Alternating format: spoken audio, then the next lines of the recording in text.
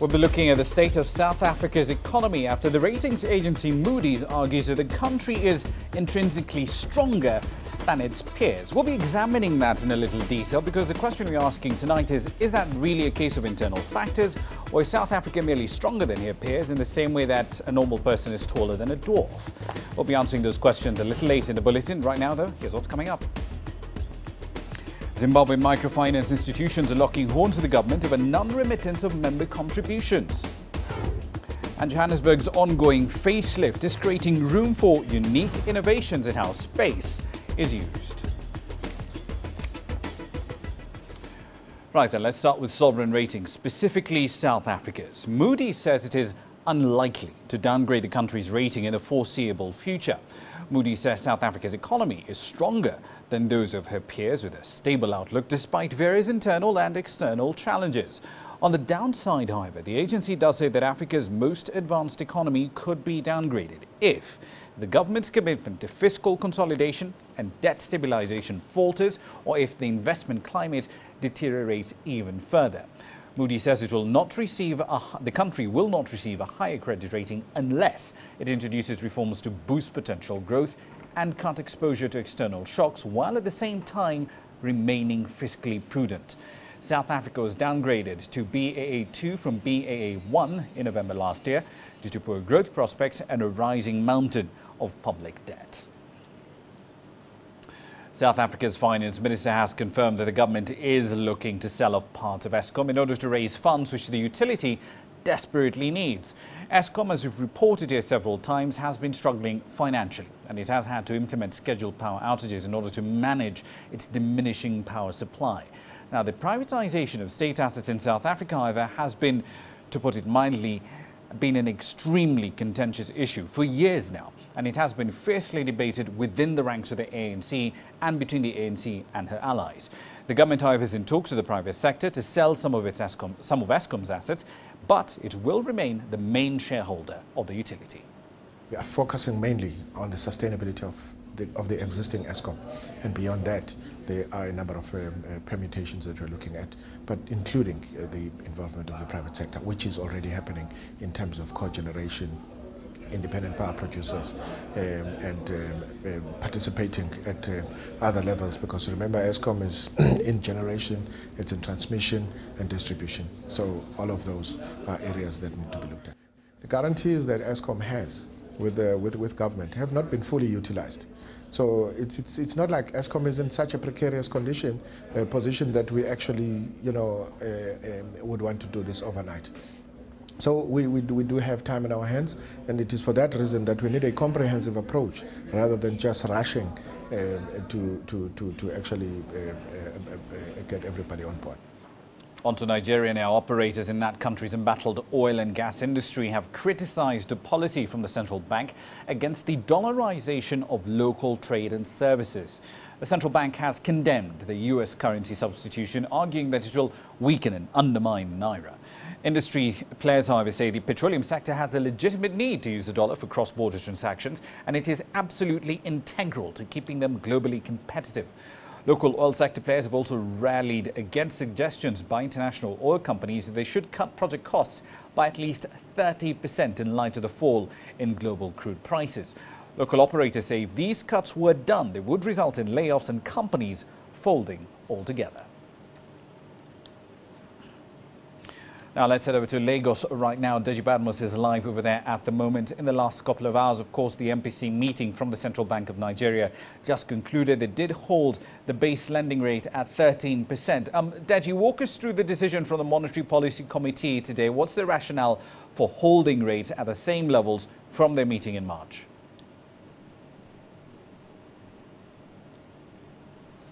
Well, thank you very much, Rama. It depends on who you're talking to, but I must tell you that most economic experts had actually expected that this was going to happen, that the Monetary Policy Committee was going to retain rates as they are back in March, and that's what exactly it has done.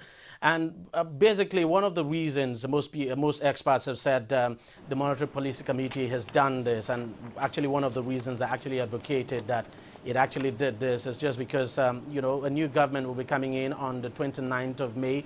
We do not know the policy direction of that government. Of course, Buhari is due to unveil his economic policy direction tomorrow.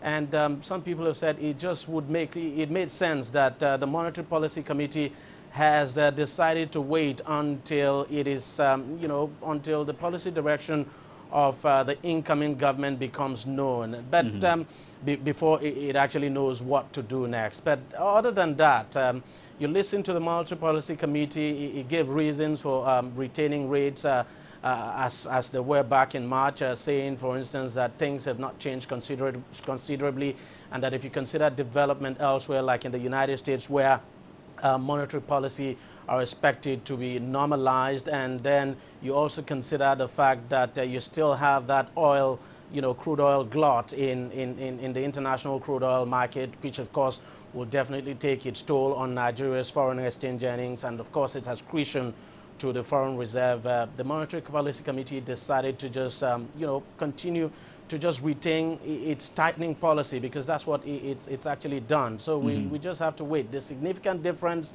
that we've seen this time is just that difference, that measure now it took in terms of the cash requirement ratio, Rama. Indeed. Let's focus on that cash reserve ratio. It was 75% for public sector deposits, 20% for private sector ones. But now the MPC has set one single rate for them, 31%. Well, if I get your question correctly, you want to know why, for instance, why the MPC has decided to, you know, make the cash requirement ratio the same. Well, the committee basically said that the discriminatory cash requirement ratio is not good at all for the economy, and that it's also, you know, people have actually been complaining about it. For instance, retaining CRR at 75% for public sector deposits does not give banks enough money to lend and play with, and so it's decided to make it equal now at 31%. And people, most bankers are really happy about this, because basically what this means is that they would have enough money now to lend to their customers and have some funds to play with and do business. Indeed. Let's focus on the oil sector, though. NNPC put out a statement earlier on saying it has 1.2 billion litres of petrol in stock. If that's the case, where is this fuel, and why is there still a shortage across Nigeria? That's a very good question, Brahma. We don't know where, you know, where the fuel is. The NNPC says 1.2 billion litres of fuel actually in the country at the moment, but we still have acute fuel scarcity in the country. Not just scarcity.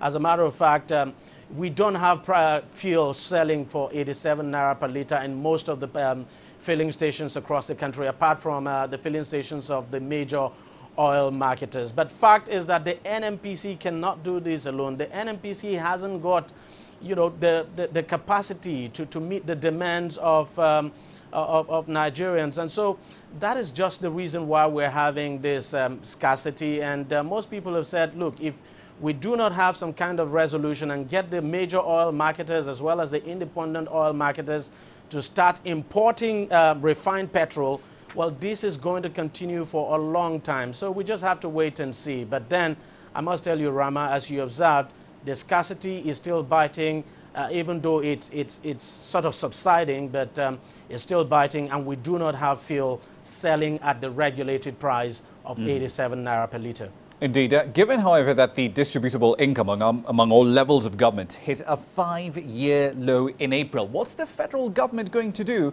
to pay off these pending subsidy payments? I mean, it has a far smaller pile of money available to do it.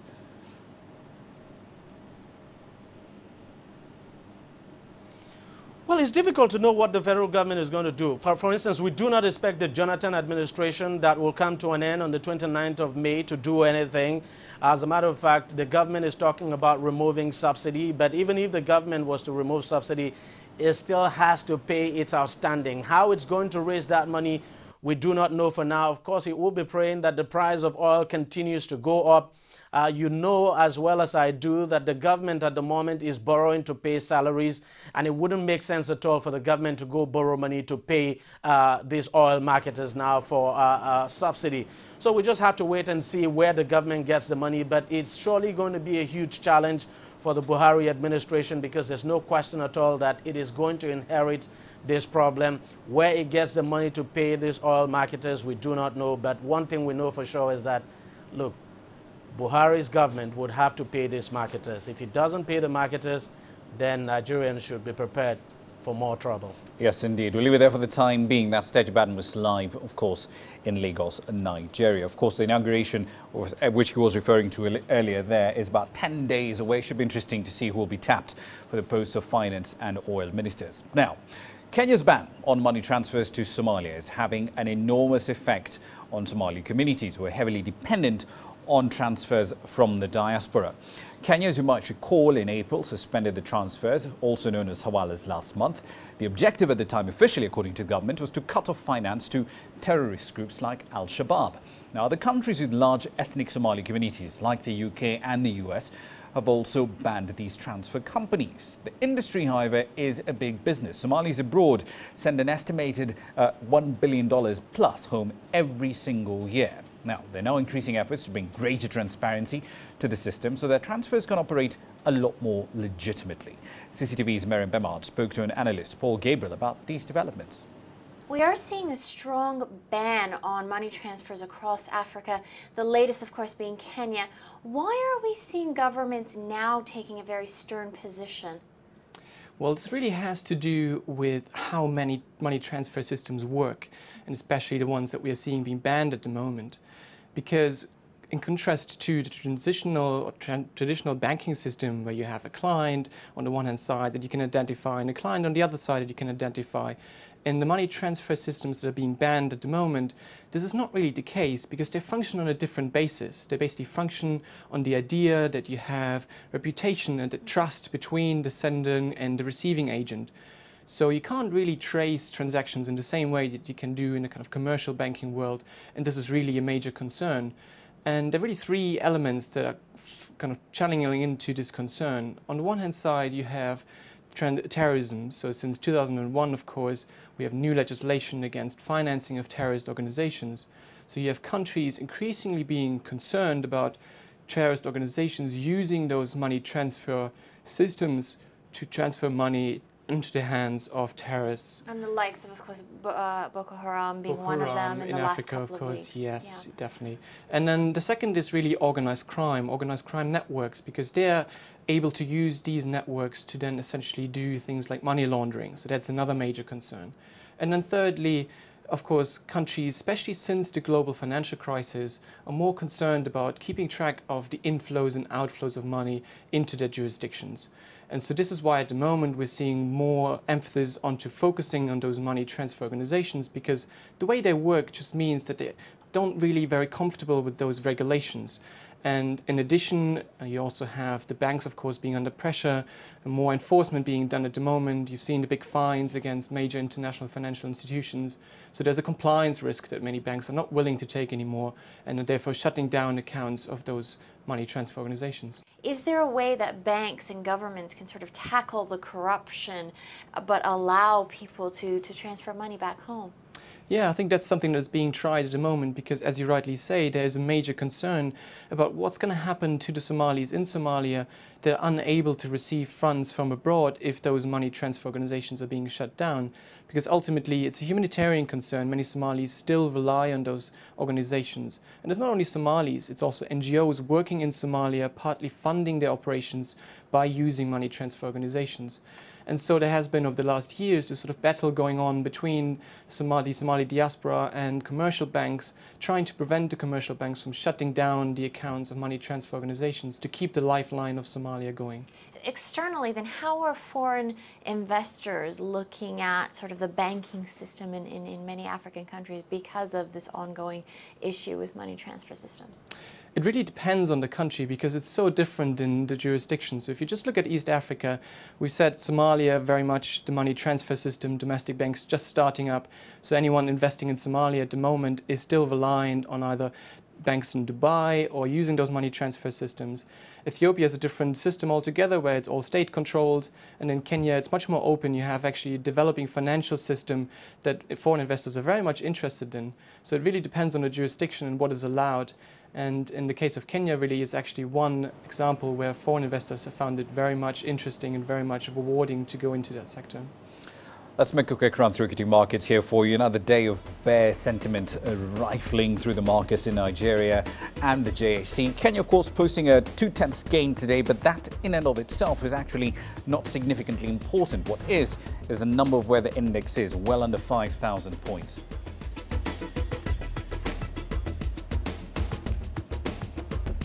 Consumers in Ghana take to the streets to vent their anger over a lack of electricity.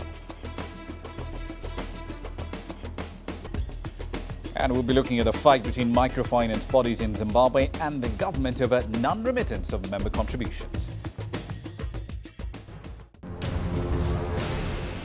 Africa is on the move. It's home to 7 of the world's 10 fastest growing economies. We help you make sense of the fast-changing African business landscape. We take you where the business is happening. Global Business, weekdays at this time on CCTV Africa.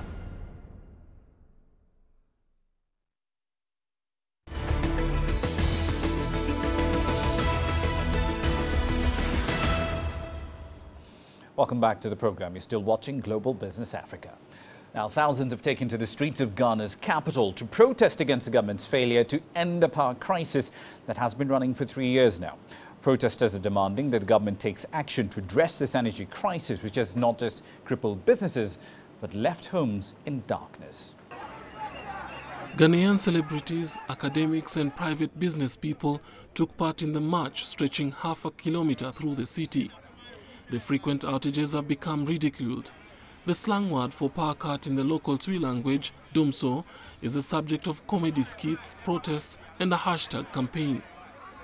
The blackouts have become a symbol of Ghana's economic